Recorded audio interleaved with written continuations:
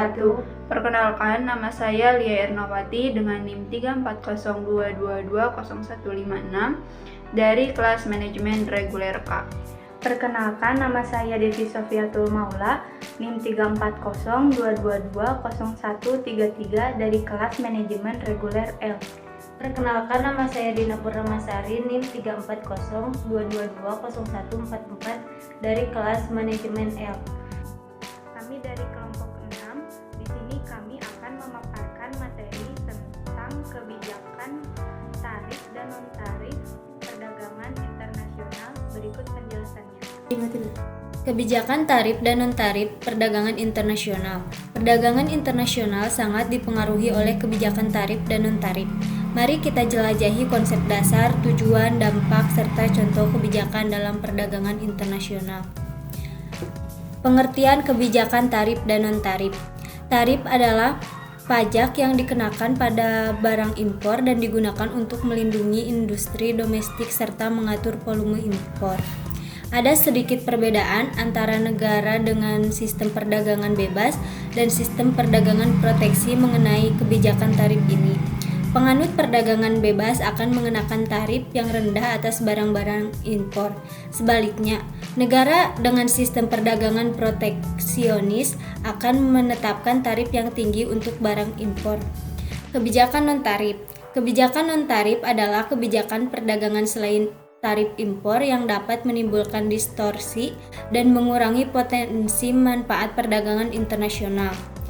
Non-tarif meliputi aturan teknis, kuota impor, larangan ekspor, hambatan administratif, dan peraturan sanitasi dan fitosanitasi. Kebijakan non-tarif dapat digunakan untuk melindungi industri dalam negeri, mempromosikan keamanan pangan, dan memastikan kualitas produk. Berikutnya adalah tujuan dari kebijakan tarif dan non-tarif. Pertama, stimulasi ekonomi. Kebijakan ini dapat mendorong pertumbuhan ekonomi dengan melindungi pasar domestik dan mendorong investasi. 2. Pengamanan industri. Kebijakan ini melindungi industri dalam negeri dari persaingan asing yang tidak adil dan meningkatkan kemampuan kompetitif mereka. 3. Pengaturan impor dan ekspor. Memastikan kualitas dan keamanan produk yang diimpor, serta mengatur aliran barang dan jasa yang keluar dan masuk dari suatu negara. Berikutnya, jenis-jenis tarif. 1. Tarif nominal. Besarnya persentase tarif suatu barang tertentu yang tercantum dalam buku tarif bea masuk Indonesia atau BTBMI. 2. Tarif proteksi efektif adalah kenaikan value add manufacturing atau VAM yang terjadi karena perbedaan antara persentase tarif nominal untuk barang jadi dan tarif nominal untuk bahan baku. 3. Tarif berdasarkan harga. Tarif yang digunakan dalam pembebanan overhead praproduksi. 4. Tarif bunga efektif. Tarif bunga di pasaran pada saat pengeluaran obligasi. 5. Tarif dasar.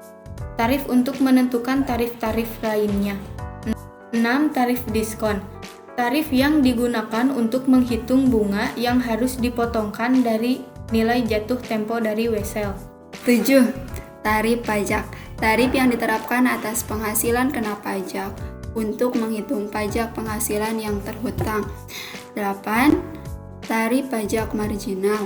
Merupakan tarif pajak tertinggi yang dikenakan terhadap laba dari wajib pajak. 9. Tarif transito.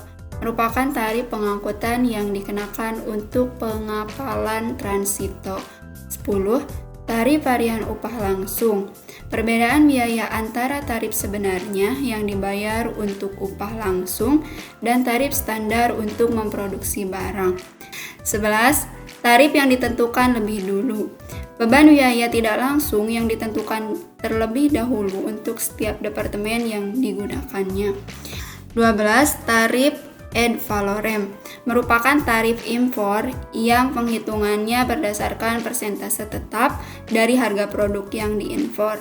Oleh karena itu, nominal tarif yang dibayarkan akan bervariasi mengikuti tren harga produk impor di pasar internasional. Yang terakhir merupakan tarif spesifik. Tarif impor yang Perhitungannya berdasarkan nominal uang tetap dan tidak bervariasi dengan harga barang. Dampak kebijakan tarif dan non-tarif. Dampak positif. Stimulasi industri dalam negeri, meningkatkan lapangan kerja, melindungi pasar domestik, dan mengurangi impor barang yang merugikan.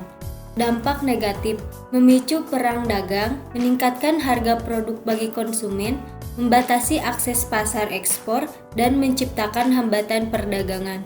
Berikutnya contoh kebijakan tarif. 1. Bea masuk mobil impor. Contohnya seperti pengenaan tarif pada mobil impor untuk melindungi industri mobil dalam negeri.